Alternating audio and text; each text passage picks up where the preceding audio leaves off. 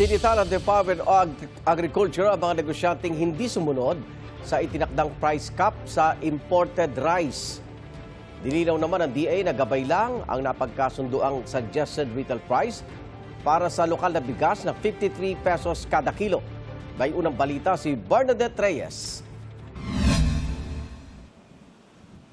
Kumilos ang Department of Agriculture para mabalanse ang kapakanan ng mga magsasaka at kanilang kita at ang bulsa ng mga mamimili.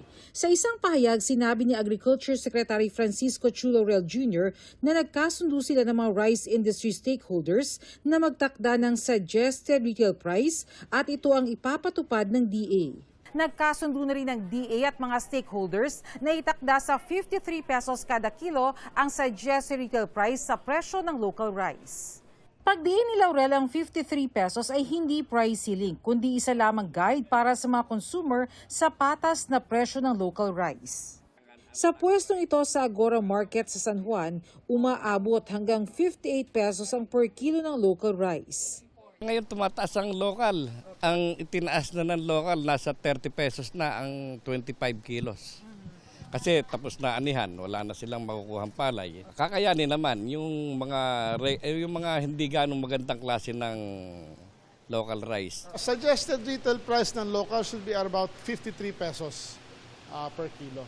Suggested lang yan, suggested. It is a guide to the consumers na kung meron kayong nakita ng mas mahal dyan, makipagtawaran na lang kayo sa inyong mga suking tindera. May price cap sa imported rice pero umaabot pa rin sa 60 pesos kada kilo ang ibinebenta ng ilang retailers sa Paco Market sa Maynila. Inabutan sila ng mga tauhan ng Department of Agriculture at pinagsabihang sumunod sa itinakdang presyo na 50 pesos per kilo. Meron silang 50 peso para sumunod sa price cap, pero meron din silang imported rice na nilagay nila 60 peso at pinagtatanggal ko nga yung mga signs nila at kinausap ko yung mga may-ari o mga bantay na kung pwedeng palitan nila yung kanilang presyo dahil meron tayong batas na susundin.